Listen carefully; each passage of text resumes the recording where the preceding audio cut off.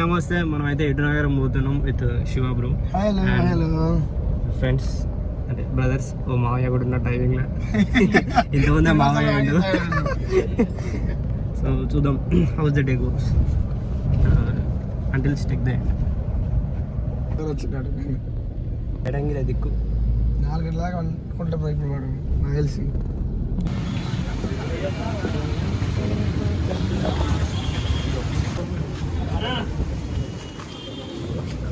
Thank you bro.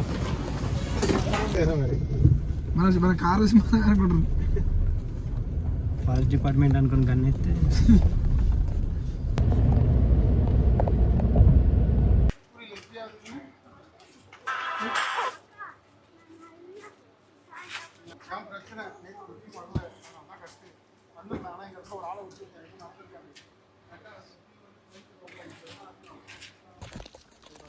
So guys మొత్తానికి అయితే land అయిపోయినాం.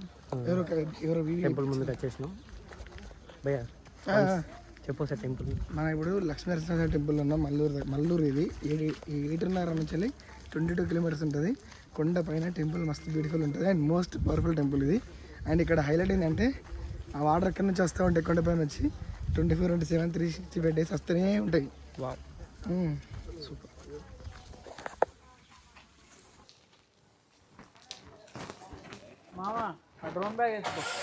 కార్లో పోతే పెట్టి లేకపోతే సినిమాటిక్ పెట్టా.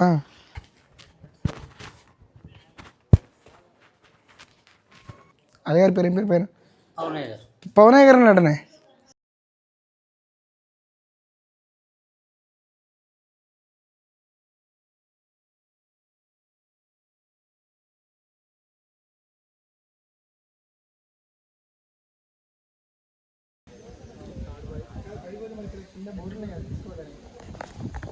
సో ఇప్పుడే గుళ్ళకి అయితే ఎంటర్ అయినాం.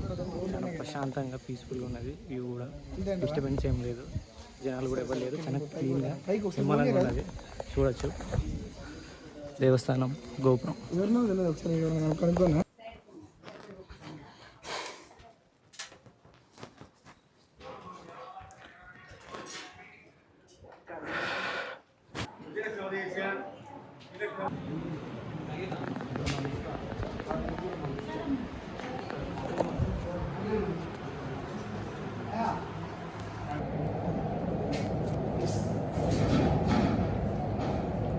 లచ్చడెండి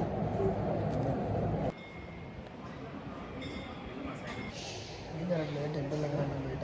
సో స్వామివారు అయితే ఒక ఇట్లా ముట్టుకుంటే మెత్తగా ఉంటుంది అన్నమాట స్వామివారి విగ్రహం. సో మనం ముట్టుకొని మనకైతే పూజారి చూపిస్తారు. అది కూడా రికార్డ్ చేసి మనం మీకు చూపిస్తారు. స్వామివారికి హెయిర్స్ కూడా వస్తారు. విగ్రహం మళ్ళీ మిస్టర్ హెయిర్ మల్లూరు టెంపుల్. జై శ్రీ నరసింహస్వామి. జై.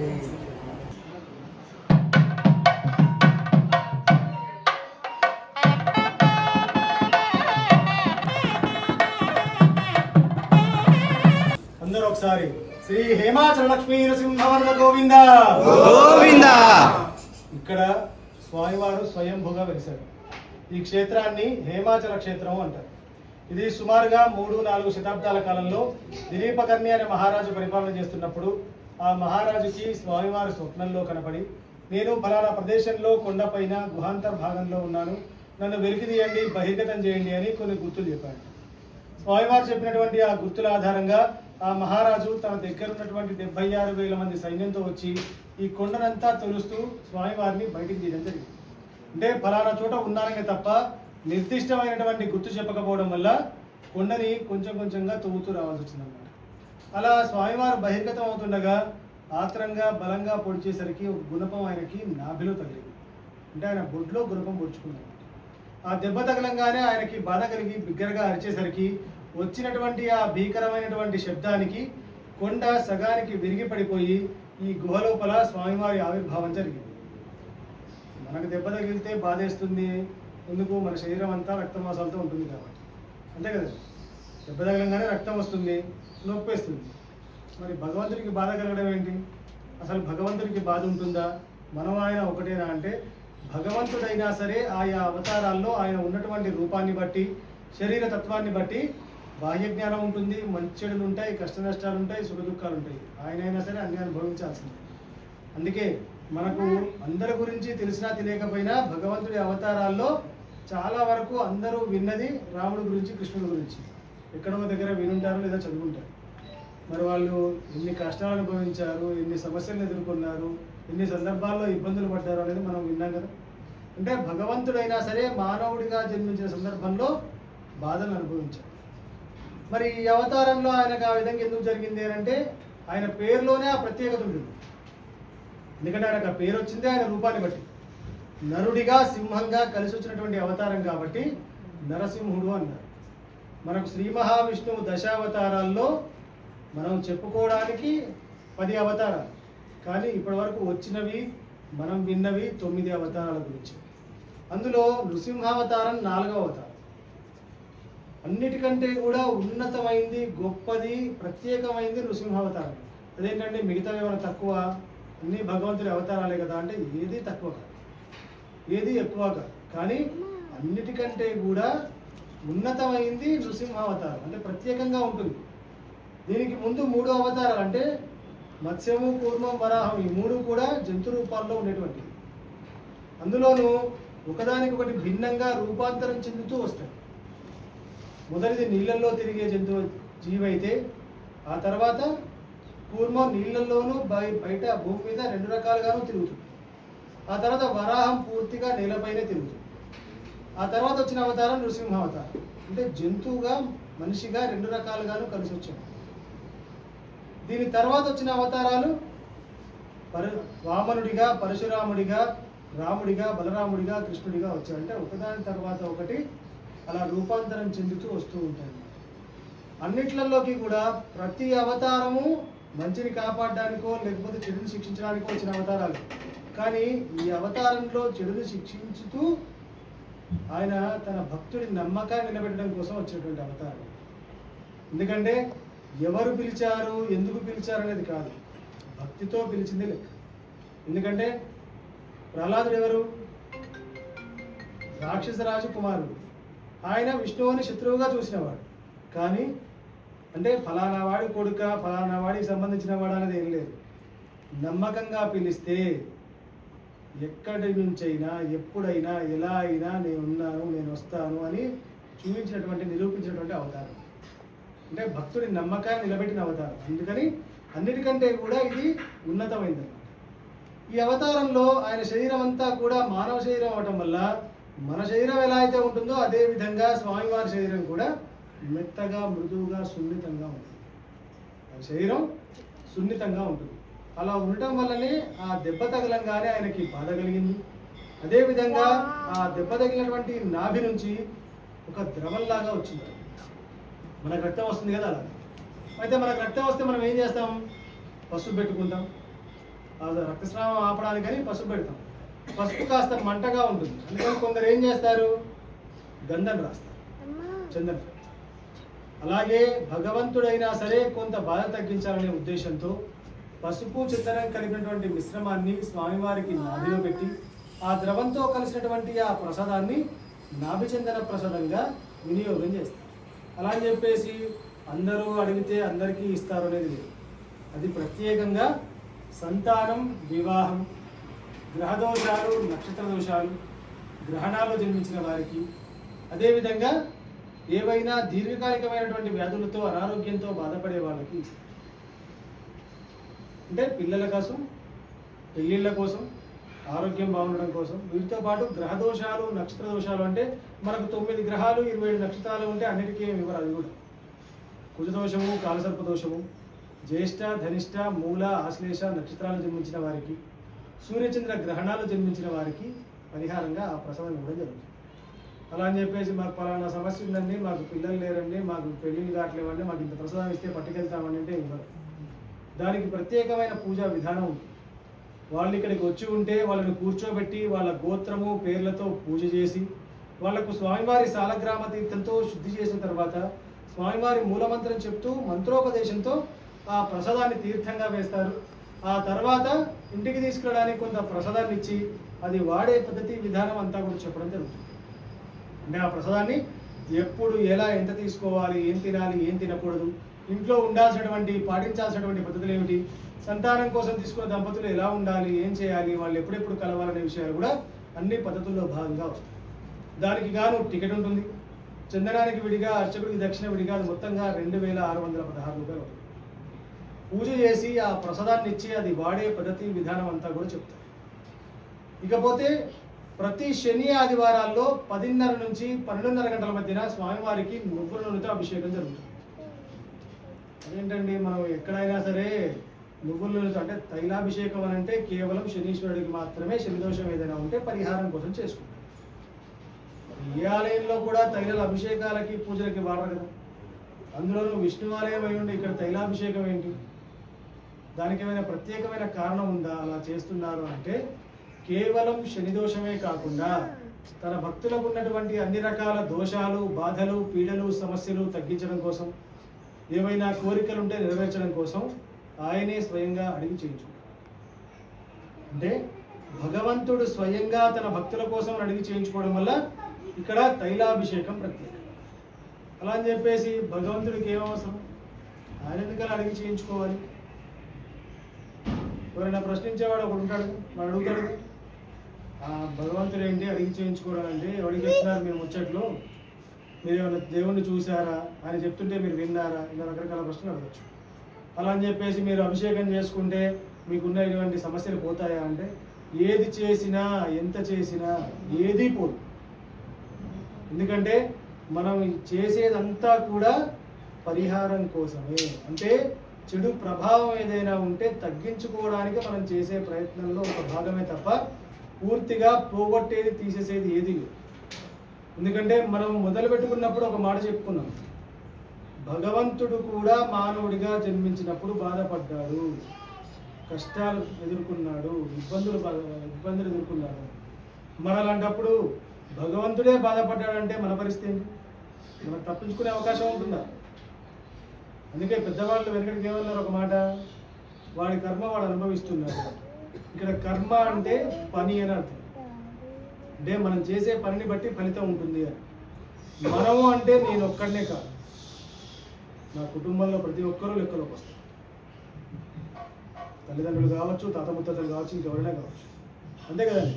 ఇప్పుడు మన ముందు వాళ్ళ నుంచి మనకు రోగాలు వస్తున్నాయి, మన ముందు వాళ్ళ నుంచి మనకు ఆస్తులు వస్తున్నాయి. అలాగే మన ముందు వాళ్ళు తప్పు చేస్తే దానికి సంబంధించినటువంటి ఆ మంచో చెడో మనకెందుకు రాదు? ఎందుకు రాకూడదు? అంటే వాళ్ళకి అది తప్పిపోయి ఉండొచ్చు, అది మనకు అనుభవించాల్సి రావచ్చు, ఆ సమయం అలా వస్తుంది. మరి మనకు అది దాంతో సంబంధం లేదు కదా. అందుకని ఆయన భగవంతుడి అంశ కాబట్టి ఆ సమయంలో ఆయనకు సమస్యలు వచ్చినా కానీ వాటిని అధిగమించి బయటకు వచ్చాడు. మనకు ఆ శక్తి ఉండదు కనుకనే మంచి ద్వారా మనకున్న చెడు ప్రభావాన్ని తగ్గించుకునే అవకాశాలు కల్పించాడు భగవంతుడు. అలా మనకిచ్చిన అవకాశాలు ఏంటంటే మనం ఇతరులకు చేసేటువంటి సహాయం, దాన ధర్మాలు, ఇలాంటి పూజా కార్యక్రమాలన్నీ కూడా మంచి పనుల్లోకి వస్తాయి. అందుకే కొంతమందికి అనిపిస్తుంది, మేము పలానా చోటుకి వెళ్ళామండి, పలానా వాళ్ళని కలిసామండి, మేము తాయెత్తులు కట్టుకున్నామండి, హోమాలు చేసామండి, పూజలు చేసామండి, జాతకాలు చెప్పించుకున్నామండి, మాకేం సమస్యలు పోవట్లేదు. మనకు భగవంతుడు చూపించేది మార్గమే, సమస్య తీసేసేది కాదు. అంటే మనకు ఏ దారి కనపడినప్పుడు మనకు మార్గనిర్దేశం చేస్తాడు, మనకు దారి చూపిస్తాడు. మనం చేసే పనిలో భగవంతుడు తోడుంటాడు. అంతేగాని మనం తిని పడుకుంటే మనకు బదులుగా ఆయన పనిచేయడు. అలా ఇక్కడ ఆయన మనకిచ్చిన అవకాశాన్ని ఉపయోగించుకుంటూ తైలంతో అభిషేకం చేసుకుంటాం. అభిషేక సమయంలో మాత్రమే అలంకారం లేకుండా స్వామివారి నిజరూప దర్శనం ఉంటుంది.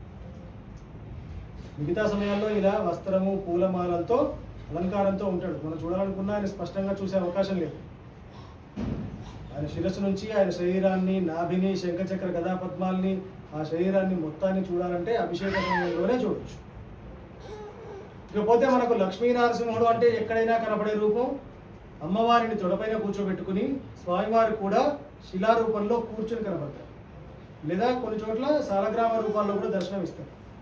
సాలగ్రామం అంటే రాయే, కానీ సాలగ్రామాన్ని శ్రీ మహావిష్ణువుకి ప్రతిరూపంగా విష్ణుమూర్తి సాలగ్రామంలో కొలువై ఉంటాడు అని నమ్ముతారు. కాబట్టి మనకు చాలా చోట్ల ఈయనకు సంబంధించిన క్షేత్రాలే చూసుకుంటే మనకు నృసింహ క్షేత్రాలు చూసుకుంటే కనుక అహోబిలంలో మనకు మెయిన్ టెంపుల్లో ఉన్నది సాలగ్రామం, యాదగిరిగుట్టలో మూలస్వామి సాలగ్రామం, బీదర్లో సాలగ్రామం, అంటే ఇలా చాలా చోట్ల మనకు సింహాచలంలో సాలగ్రామం, అలా మనకి ఎన్నో చోట్ల అలా కనపడుతూ ఉంటాడు. కానీ ఇక్కడ తన నిజ రూపంలో స్వయంభూగా వెలిశాడు అంటే అర్థం ఆయన అవతార సమయంలో ఎలా అయితే వచ్చాడో ఆ విధంగా అమ్మవారు లేకుండా స్వామివారు ఒక్కరే వెలిశాడు. మరి అప్పుడు ఆయన కోపాన్ని ఉగ్రత్వాన్ని తట్టుకునేది ఎలాగా? అందుకని ఆయన శాంతింపజేయడం కోసం అమ్మవారిని స్వామివారితో కలపడం జరిగింది. కానీ ఆయన శరీరం ఆ చుట్టూ ఉన్నటువంటి ఆ ప్రదేశం మెత్తగా ఉండటం వల్ల విగ్రహ రూపంగా అమ్మవారిని పెట్టే వీలు లేక స్వామివారి హృదయంలో మంత్రదృష్టి చేశారు. అందువల్ల బహిర్గతంగా అమ్మవారి రూపం అంటూ కనపడదు, స్వామివారు ఒక్కరే కనపడదు. అందులోనూ ఇక్కడ ప్రత్యేకంగా తన భక్తులకు ఆయన నిలబడి దర్శనమిస్తున్నారు. మనకు ఈ గద్దె వరకు మోకాళ్ళ కింద భాగమే కనపడుతుంది, పాదాలు బయటికి కనపడే అవకాశం లేదు, ఇంకా లోపలికి ఉంటాయి. మరదేంటండి పాదాలు కనపడకుండా అది మాత్రం అలా అడ్డుగా ఎందుకు కట్టారు, మాకు పాదదర్శనం ఎలాగా అంటే ఆయన నిలబడినందువల్ల పాదాల నుండి కిరీటం వరకు 9 అడుగులు 4 అంగుళాల ఎత్తుతో ఉన్నాడు. మనం అభిషేకం చేయడానికి అలంకారం చేయడానికి ఇబ్బందిగా ఉంటుంది కాబట్టి ఇది ఏర్పాటు చేశారు. ఎందుకంటే మీరున్న దగ్గరికి సమాంతరంగా ఉంటాయి. అందుకే మన ఇక్కడ ధ్వజస్తంభం కూడా స్వామివారి పాదాలకు సమాంతరంగానే ఉంటుంది. మామూలుగా అయితే మనం ఏ ఆలయంలో చూసినా మనకు ఆలయ శిఖరానికి సమానంగా ఉంటుంది. కానీ ఇక్కడ అంటే మనకు మామూలుగా అంత పెద్ద చెట్లు ఉండవు కదా, ఇక్కడ కొండ పైన స్వామివారు ఉన్నారు కాబట్టి స్వామివారి పాదాలకు సమానంగా ధ్వజస్తంభం ఏర్పాటు చేశారు. అయితే పాదాలు బయటకి కనపడట్లేదనే ఆలోచన కూడా లేకుండా మనల్ని ఆయన మరో రకంగా అనుగ్రహించాడు, మరో మార్గం చూపించాడు. అదేంటంటే చింతామణి తీర్థం. కింద నీళ్ళు వస్తూ ఉంటాయి, ఆ నీళ్ళు వస్తున్నటువంటి ఆ ప్రదేశాన్ని చింతామణి అంటారు. అంటే ఆ పేరు రుద్రమదేవి ప్రదేశాన్ని పరిపాలించిన సమయంలో ఇక్కడికి వచ్చినప్పుడు నామకరణం చేసింది. అయితే అక్కడ వస్తున్నటువంటి ఆ నీటి ధార ఇక్కడ స్వామివారి పాదాల కింద నుండే మొదలవుతుంది. అడవి ప్రాంతం అవడం వల్ల భూమి లోపలి భాగాల్లోంచి కొండల్లోంచి పారుతూ వస్తున్నప్పుడు ఆ నీళ్ళకి ఔషధ గుణాలు కూడా ఏర్పడతాయి. అంటే ఆకులు, వేర్లు, చెట్లు, మూలికలు అన్నీ కలుపుకుంటూ వస్తాయి. ఆ ఔషధ గుణాల వల్ల ఆ నీళ్లు ఎంతకాలం అయినా ఎన్ని సంవత్సరాలైనా చెడిపోకుండా నిల్వ ఉంటాయి. మామూలుగా అయితే నిల్వ చేసి పెట్టుకున్నవి నీళ్ళైనా వస్తువైనా ఏ పదార్థమైనా ఒక కాల పరిమితి ఉంటుంది, ఆ తర్వాత నిల్వ ఉండవు, చెడిపోతాయి. కానీ నీళ్ళ రకాలు జాగ్రత్తగా నిల్వ చేసుకుని ఏవైనా చిన్న చిన్న ఆరోగ్య సమస్యలు ఉంటే ఒక ఔషధంలాగా కూడా ఉపయోగించుకోవచ్చు. చింతామణి తీర్థం, స్వామివారి శరీరం మెత్తగా ఉండటం, నాభిచందన ప్రసాదం, తైలాభిషేకం, ఇవన్నీ ఇక్కడ స్వామివారి ప్రత్యేకతలు. మనకు సోమవారం నుంచి శుక్రవారం వరకు కేవలం గోత్రనామార్చనలు మాత్రమే జరుగుతాయి. శని ఆదివారాల్లోనే అభిషేకము అలాగే నాభిచందన ప్రసాదం వినియోగం ఉంటుంది. ప్రసాదమైన మిగిలి ఉంటే మిగతా రోజుల్లో కూడా వినియోగం చేస్తారు. మనకు 8 నుండి 1 గంట వరకు, 3 నుండి 5 గంటల వరకు మాత్రమే ఆలయం వీడాలి. అలాగే ప్రతి నెల స్వాతి నక్షత్రంలో స్వామివారికి శాంతి కళ్యాణం జరుగుతుంది. మనకు ప్రస్తుతానికి నిత్య కళ్యాణం లేదు, స్వాతి ఈ నక్షత్రం స్వామివారి జన్మ నక్షత్రం కాబట్టి ఆ రోజున మాత్రం శాంతి కళ్యాణం, మాస కళ్యాణం చేస్తారు. బ్రహ్మోత్సవాలు వైశాఖ మాసంలో జరుగుతాయి. వైశాఖ శుద్ధ పౌర్ణమి స్వామివారి కళ్యాణ మహోత్సవం ఉంటుంది. అయితే ఎక్కడా లేని విధంగా ఇక్కడ ఒక ప్రత్యేకత ఏంటంటే ప్రతి సంవత్సరం సంక్రాంతి రోజున, అంటే మన బ్రహ్మోత్సవాలు వైశాఖంలో జరిగితే సంక్రాంతి రోజున మాత్రం మకర సంక్రమణ సమయంలో స్వామివారికి వరపూజా మహోత్సవం చేస్తారు. అంటే ఒక ఎంగేజ్మెంట్ లాగా, ఒక ఫంక్షన్, ఒక జాతర జరుగుతుంది. ఊర్లో గ్రామంలో జాతర జరుగుతుంది. మనకు అమ్మవార్ల వైపు పరమశివుడు అంటే శివపార్వతులు ఊర్లో ఉన్నటువంటి ఆలయం నుంచి ఆ విగ్రహాలు తీసుకొస్తారు. స్వామివారి వైపున ఊర్లో ఉన్న రామాలయం నుంచి సీతాలక్ష్మణ హనుమత్ సమేత శ్రీ రామచంద్రమూర్తి, అలా 2 వైపులు అంటే ఆ అర్చక స్వాములు ఆ విగ్రహాలు అవన్నీ తీసుకొచ్చి పెడతారు. ఆ అర్చక స్వాములు 2 వైపులా ఉండి ఒక పండగలాగా ఆ వేడుకను నిర్వహిస్తారు. ఆ రోజున మనకు కళ్యాణం ఏ రోజు ముహూర్తము అన్నీ కూడా ఖరారవుతాయి అన్నమాట. మనకు బ్రహ్మోత్సవాలు మాత్రం వైశాఖ మాసంలోనే జరుగుతాయి. ఇది ఇక్కడ తలపురాణం. ఒకసారి హారతిలో స్వామివారిని శిరస్సు నుంచి కూడా ఆయన రూపాన్ని చూపిస్తారు. అందరూ చూడండి.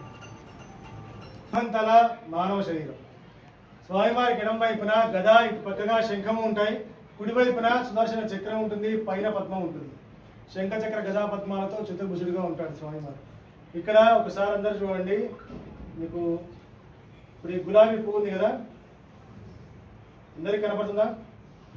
చివరి దాకా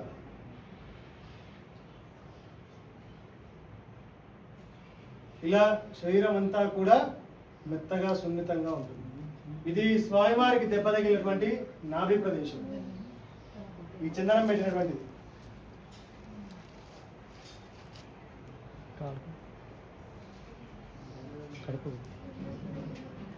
స్వామివారి కాళ్ళను మోకాల వరకు చూడొచ్చు.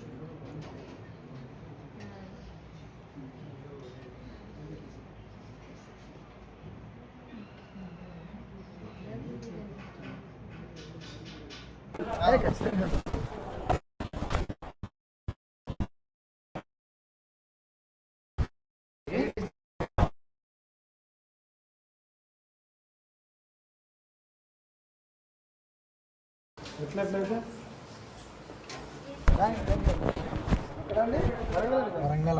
ఇప్పుడే దర్శనం చేసుకొని బయటకు వచ్చిన. అబ్బా మస్తు అనిపించింది రా బాబు. ఎందుకంటే అక్కడనే ఒక 15 నిమిషాలు దేవుని ముందు ఉన్నా అండ్ పంతులు గారు దేవుని గురించి డీటెయిల్గా మాట్లాడిండు. చాలా అంటే చాలా బాగా అనిపించింది. హైలైట్ అంటే హైలైట్ అనిపించింది. కానీ వెయిటింగ్ అయితే వర్త్ అయింది. ఎందుకంటే గంటసేపు వీడేసినందుకు దేవుని ముందే నిల్చొని, ఎగ్జాక్ట్లీ దేవుని ముందే నిల్చొని మంచిగా చేసిన. మస్తు అంటే మస్తు అనిపించింది నిజం చెప్పాలంటే. ఎందుకంటే అంత దగ్గర నుంచి చూసి పక్కనే మంత్రాలు చదువుకుంటా డీటెయిల్గా వింటా అంటే దేవుని గురించి మస్తు అనిపించింది. నేనైతే ఫుల్ హ్యాపీ ఫీల్ అయినా. ఎందుకంటే వెయిట్ వర్త్ ఇంత వెయిట్ చేసినా మస్తు అనిపించింది. న్యాయం జరిగింది అంతే. మీరు కూడా ఎవరైనా వచ్చి ఉంటే పక్కా విజిట్ కలిగి మస్తు అంటే మస్తు అనిపించింది. మెంటల్ పీస్ అయితే ఇక్కడ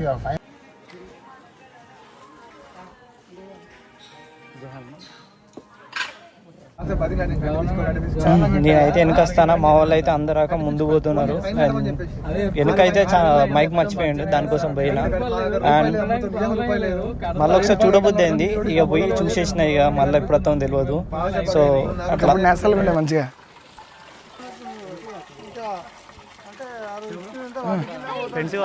ఫ్రెండ్స్ మరి గట్టిగా.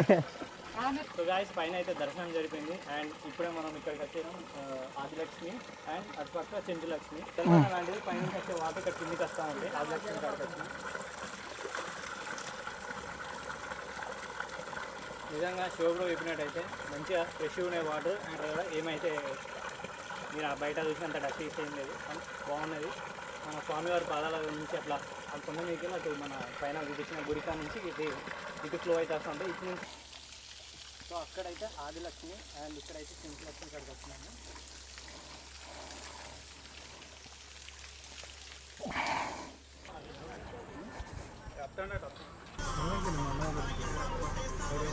ఇంతమంది అన్న తీసింది ఆ డ్రోన్ షాట్స్ మాత్రం పీక్స్ వచ్చినాయి. ఒక్కొక్క పీక్ ఆ గ్యాప్లో గోదావరి కనబడ్డది. ఇట్లా డ్రోన్ పైకి లేపుతా అంటే అదిరిపోయింది. లిటరలీ ఆది మానవుల సముద్రం అక్కడికి వచ్చింది. అసలు నేనే కాదు ఎప్పుడు అనుకోలేదు, అంటే నమ్మినా, కాకపోతే ప్రూఫ్స్ తోటి చూడడం ఇదే ఫస్ట్ టైం అసలు అండి. ఎప్పుడో చిన్నప్పుడు సోషల్ బుక్లో లేకపోతే ఎవడో ఒకటి చెప్పుడు, ఎవడో ఒకటి సినిమాలలో చూసడం అంతేగాని ఎప్పుడు నేను ఇంత లైవ్లో చూడలేదు. కానీ లిటరలీ నా కళ్ళ ముందు 3000 సంవత్సరాల కింద ఉన్న సమాధులు అయితే ఉన్నాయి నా ముందు. లిటరలీ నేను నమ్మలేకపోతాను. కానీ ఇక్కడున్న ప్రజలు అండ్ ఆల్సో ఇప్పుడు నేను కొందరు గైడ్ వాళ్ళతో వచ్చిన లిటరలీ నిజం భయ్య, నిజం 3000 సంవత్సరాల కింద ఉన్న బాడీస్ ఇప్పుడు కూడా ఉన్నాయి ఇక్కడ సమాధులు. ఇప్పుడు చూపిస్తా చూడండి.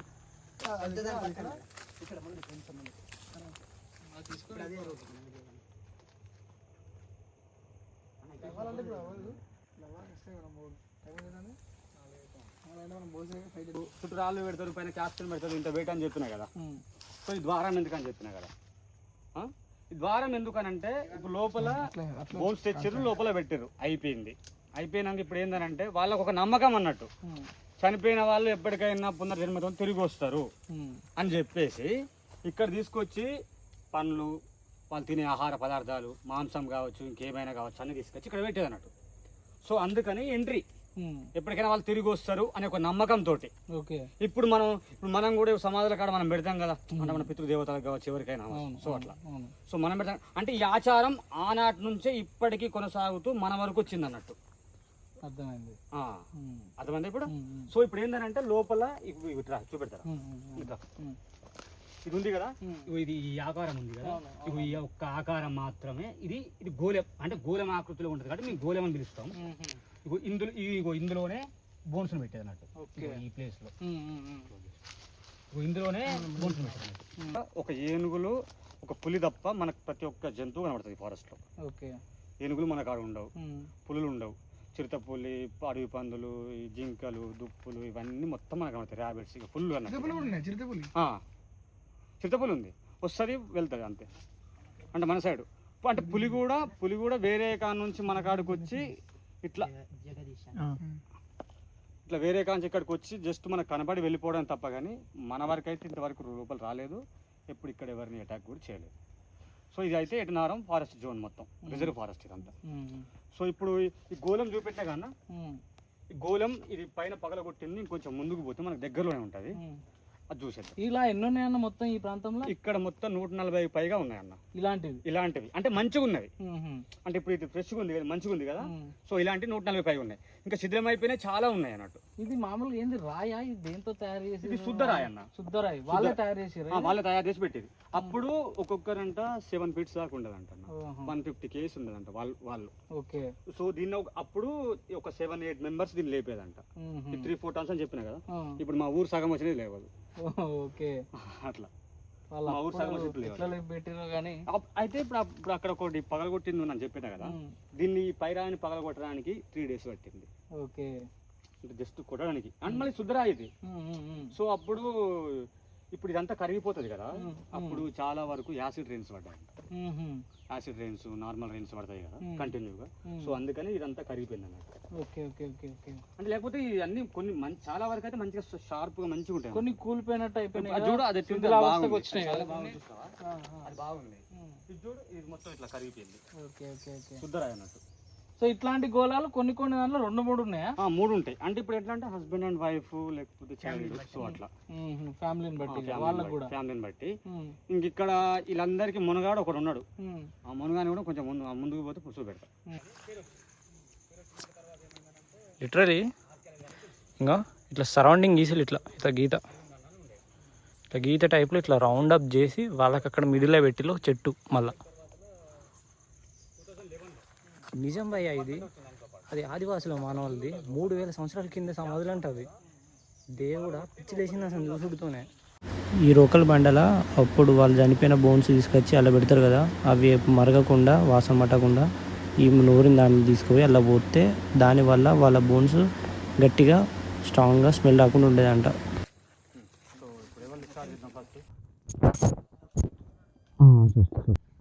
ఇప్పుడు ఇక్కడ ఈ సూర్యగుండ గుట్ట మీద 140 పైగా సమాధులు ఉన్నాయని చెప్పినా కదా, ఈ సమాధులలో అన్నిటికంటే పెద్దది ఇది ఒక్కటే. అంటే మాకు చెప్పింది ఏంటంటే ఇక్కడ ఉన్న వాళ్ళకి అందరికీ కింగ్. ఇప్పుడు ప్రతి ఒక్క ఊరికి ఒక పెద్ద మనిషి ఉంటాడు కదా, సో అట్లా అన్నట్టు పెద్ద అట్లా. సో అన్ని చూసినావు కదా, అన్నీ ఒక సైజులోనే ఉన్నాయి. చూడు ఎంత సైజులో ఉంది. కాకపోతే ఏంటంటే మధ్యలో ఒక చెట్టు మొలిచి 2గా డివైడ్ అయింది, కానీ చాలా పెద్దగా ఉంది. సో అందుకనే ఇక్కడ ఉన్న ఆదివాసి సమాజాలకి ఇజ్ ఏ కింగ్. ఇంకొంచెం ముందుకు పోతే మాకు పగలు వస్తాయి.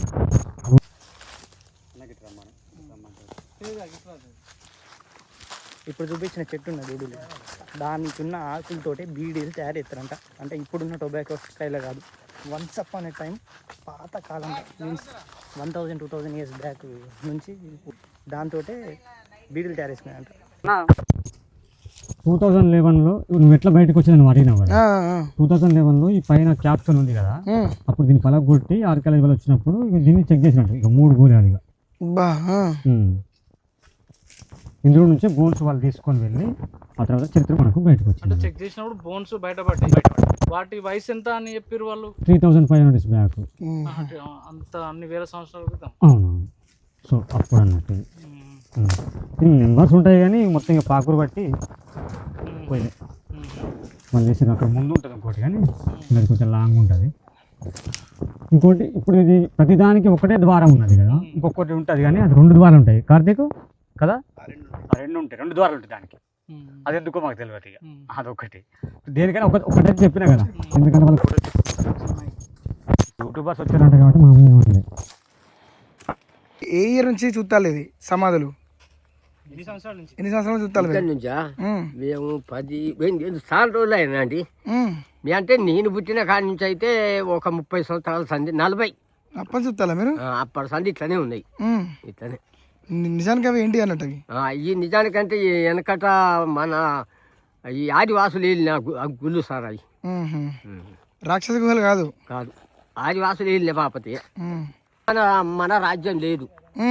వాళ్ళు వెనక ముందు వాళ్ళు వెళ్ళి వాళ్ళు చనిపోయినాక అప్పుడు మన నరజాతి పుట్టిండ్రు. ఇంతకుముందు చూసిల్లు కదా, అది ఆదిమానవుల్ది సమాధులు. బ్రో అన్న వాళ్ళే గైడెన్స్. సో అన్న వాళ్ళ యూట్యూబ్ ఛానల్ కూడా, మీ ఛానల్ పేరు భీముల్ కుర్రాడు. పక్కా ఛానల్ కింద డిస్క్రిప్షన్లో ఇస్తా లింక్. అన్న ఛానల్ కూడా సబ్స్క్రైబ్ చేసుకొని సపోర్ట్ చేయాలి. అట్లనే మన అన్న ఇక్కడ గైడ్. మనకి ఇక్కడ ఒకవేళ ఇక్కడ విజిట్ అయ్యాలనుకోవాలి కంపల్సరీ అన్నను కింద కాంటాక్ట్ కూడా ఇస్తా. అన్నను కాంటాక్ట్ కండి. అన్న డీటెయిల్గా ప్రతిదీ డీటెయిల్గా 2 years ఎక్స్పీరియన్స్ తోటి ఉన్నాడు. అండ్ ఆల్సో మన బ్యాక్ సైడ్ కూడా బ్రో ఉన్నాడు కదా, ఆ బ్రో కూడా గైడ్. ఇద్దరు వీళ్ళు ఇక్కడనే చూసుకుంటూ ఉంటారు. అండ్ ఖచ్చితంగా వస్తే వీళ్ళని కాంటాక్ట్ కావాలి. 100% మీరు వచ్చిన దానికి న్యాయం జరుగుతుంది. థ్యాంక్స్ అన్న, మస్తు ఓపిక చెప్పిల్లు లిటరల్లీ. Bro thank you. మస్తు ఓపిక చెప్పిల్లు అన్న వాళ్ళు అయితే. గంత దూరమైనా కానీ అసలు ఏం ఆలోచించకుండా వచ్చిళ్ళు. మస్తు మంచిగా చూసుకున్నారు. లైక్ మంచిగా అయిపోయేదాకా కూడా పక్కకుండి జాగ్రత్తగా కాపాడుకుంటూ వచ్చిళ్ళు. సో మీరే అయితే పక్క కావాలనుకుంటే, గైడ్ కావాలనుకుంటే, లైక్ ఈ ఊరికి వస్తే ఇక్కడ దీన్ని విజిట్ చేద్దాం అనుకుంటే పక్క అన్న వాళ్ళని కలవండి. అడైతే బాగా హైట్ పోనీ కన్నా ఇంకా. సో గాయస్ మనమైతే ఇప్పుడు మీకు చెప్పినా కదా, స్పెషల్ థింగ్ ఏంటంటే మనమైతే ట్రైబల్ విలేజ్కి అయితే వెళ్తున్నాం. అండ్ ఇక్కడ నా పైన ఉన్న డ్రోన్ ఇప్పుడే చూసి లేదా, ఆ డ్రోన్ ద్వారా మనం అయితే కొన్ని విజువల్స్ అయితే క్యాప్చర్ చేస్తాం. అండ్ లైఫ్లో first time tribal village board వాళ్ళు సినిమాలలో చూసినట్టు, యూట్యూబ్లో కొన్నిసార్లు యూట్యూబ్లో కూడా చూసిన వీడియోస్ వల్ల కొంచెం వాళ్ళు మన లెక్క కాకుండా కొంచెం డిఫరెంట్గా ఉన్నారు. సో ఇప్పుడైతే వాళ్ళ కాడికే పోతున్నాం. వాళ్ళ నాగరికత రైట్ అయితే వాళ్ళ నేచర్ మనం అయితే క్యాప్చర్ చేస్తాను. అండ్ మనలందరూ కార్డు ఉన్నారు. మనం అయితే ఇప్పుడే పోతాను. కొన్ని అక్కడ క్లిప్స్ క్యాప్చర్ చేసి మీకు ప్రజెంట్ చేస్తాను, చూడండి.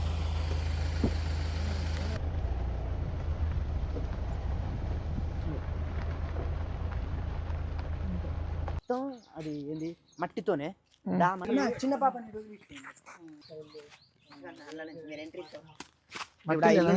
ఆ ఇల్లు అయితే ఇక్కడ మనకు ఒక పొక్కది కార్తీక్ ఎలాగింది అండి.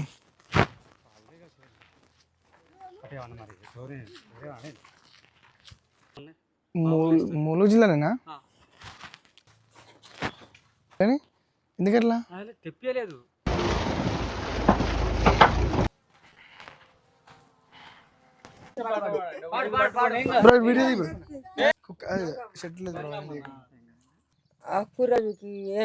ఎంత చిన్న ఇల్లు చూడండి. ఇల్లు లోపల సింపుల్, కావాల్సిన బట్టలు, బౌళ్ళు అంతే, ఒకటే రూమ్. ఇల్లు ఎంత మంచిగా ఉన్నది.